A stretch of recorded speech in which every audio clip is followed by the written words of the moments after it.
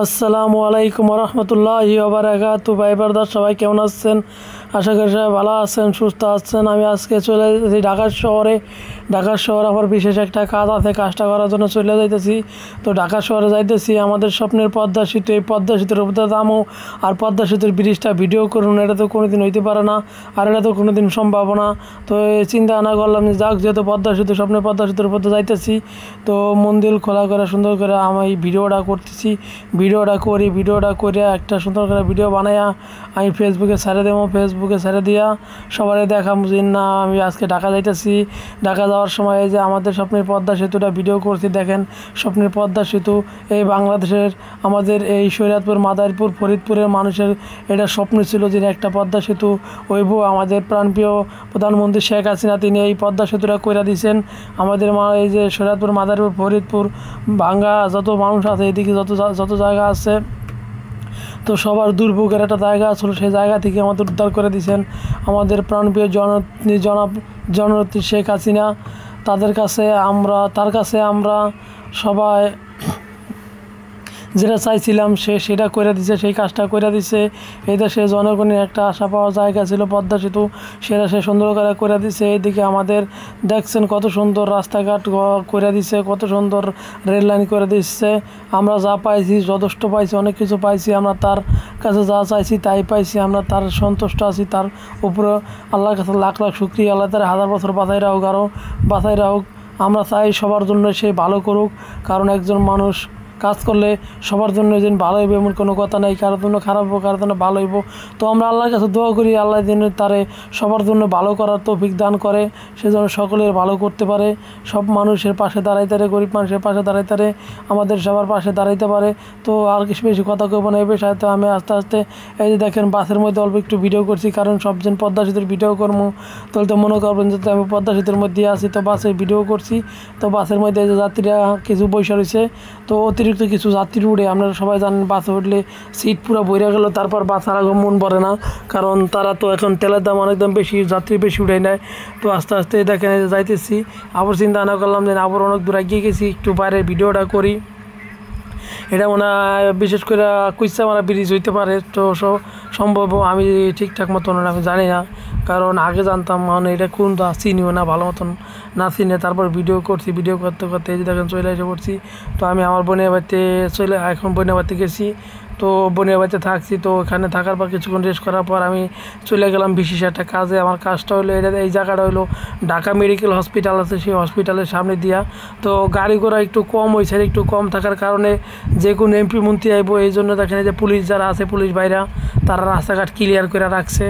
তো এইসব জায়গা তো জানেনই, আপনারা বেশি ভিডিও করা যায় না। ভিডিও করলে দেখেন কীভাবে ছায়া রয়েছে, আমার মোবাইল দেখে কত সুন্দর করে ছায়া রয়েছে। পরে চিন্তা না করলাম যে না ভিডিও করতেছি, পরে আবার কী না কী কয়ের কোনো ঠিক ঠিকানা নাই, কারণ আমরা এলাম সাধারণ জনগণ, যদি আমাকে কিছু কয়ে বয়ে তাই আমাকে কিছু করার নাই। তো এই দেখে জামে আটকে গেছি অনেকক্ষণ ধরে। জামে আটকে থাকার পর গাড়ি ঘোড়া চলতেছে না, তার নাই তো বাংলাদেশের জাম কত যন্ত্রণাদায়ক, কারণ হলো সব ভ্যান গাড়ি, রিক্সা, অটো, যাওয়ানোর কোনো সিস্টেমই নাই।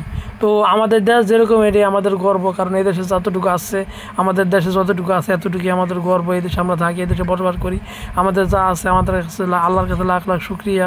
আল্লাহ যা কপালে লেখে ভালোর জন্য লেখে। তো যাইতেছিলাম আমরা, আমার যে বিদেশ থেকে আইসি যে আমি 3 মাসের ছুটি নিয়ে আইছিলাম। তো দেখলাম 3 মাসের ছুটি আমার অ্যাভেলেবেল ঠিক না, আমার 3 মাসের ছুটিতে হইব না। তো আমি চলে গেছিলাম ইউজ বাংলা এয়ারলাইন্স অফিসে। তো সেইখানে যাইতেছি, এই যে এখন যাইতেছি, কারণ আমার ভিসার মেয়াদ বাড়ানো লাগবো। তো আপনারা সবাই দোয়া করবেন। 3 মাসের ছুটিতে আইছিলাম, আল্লাহ দিনকাল ভালোই নিতে আছে, আল্লাহর কাছে লাখ লাখ শুক্রিয়া। তো আরও 1 মাস বাড়াইতেছি, আরও 1 মাস বাড়ার মতো চিন্তা ভাবনা করলাম যাইতেছি যেহেতু। তো এই যে উপরে জ্যামে পড়ে গেছি, পরে দেখলাম যে এই যে উপরে দিয়ে মেট্রো রেল যাইতেছে, তো মেট্রো রেলে একটু ভিডিও করছিলাম। মেট্রো রেলে ভিডিও করার পর দেখি কিছুক্ষণ পরে যে জাম আটকে রয়েছে, থাকতেছে না। অনেকক্ষণ দাঁড়াই রইলাম, দাঁড়াই থাকতে গাড়ি যাইতেছে, দেখতে ওইদিকে যায়, ওইদিক থেকে এদিকে যায়, আমগুলো লাইন আর থাকতেছিল না। খাড়াই থাকতে ভিডিও করে নিলাম ছোটো করে। পরে দিয়ে আমাদের যেই ট্রাফিক পুলিশ আছে, সে বললো যে না যান চালু করে চলে যান।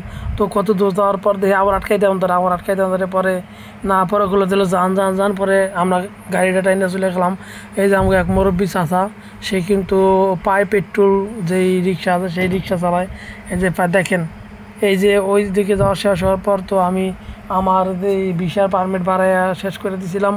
তো বিকালের দিকে আমি চলে এসে পড়ছিলাম যে না আমার যে বোনের বাসা আছে সেইখান থেকে আমি সরাসরি চলে আইছি আমার এক কাকার বাসা আছে। তো সেই কাকার বাসায় আমরা কাকা অনেক রিকোয়েস্ট করে আমাদের কাকার বাসায় নিচে বেড়াইতে, তো আমরা চলে গেছি। তো কাকাই বলছে আমাদের যাওয়ার নিয়ে একটু ইচ্ছা আসলো, তার সাথে কথা কওয়ার দরকার আসলো। তো যাওয়ার সময় এক রিক্সাওয়ালা ডাক দিছি। তো রিক্সাওয়ালা পায় পেট্রোল যে রিক্সা চালায় সেই রিক্সাগুলো।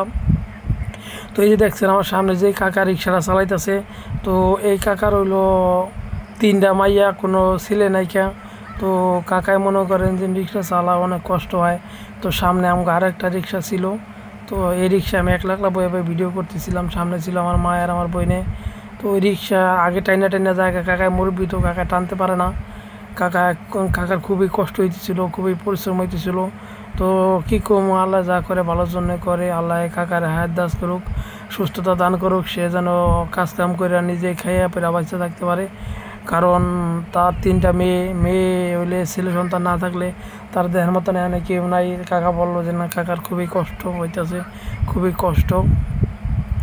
তো কাকার আমি বেশ একটা সাহায্য সহযোগিতা করতে পারি নাই, কারণ আমার কাছে ওরকম কোনো মানে বাড়তি কোনো টাকা আমি নিয়ে যাই নাই যে আরেকজনকে দিমো, ওরকম দেওয়ার মতো কোনো টাকা পয়সা নিয়ে যায় নাকি। আমার যতটুকু প্রয়োজন ছিল আমি ততটুকুই নিয়ে গেছিলাম। তারপরও আমার সামর্থ্য অনুযায়ী আমি যতটুকু পারছি ততটুকুই আমি কাকার দিচ্ছি। আল্লাহর কাছে লাখ লাখ শুক্রিয়া, আল্লাহ যেন আরও বেশি দিতে পারে। এই যে দেখেন আমরা চলে এসে পড়ছি জুরাইন যেই রেল লাইন আছে, জুরাইন যে রেল লাইন আছে, রেল লাইনের নিচে ফ্লাইওভার আছে, ফ্লাইওভার যে নিচে যে রেল লাইন আছে এই রেল লাইনে এই দেখে জামুপুরে গেছি। জামুপুরে বেশি একটু দাম, অল্প একটু দাম ছিল।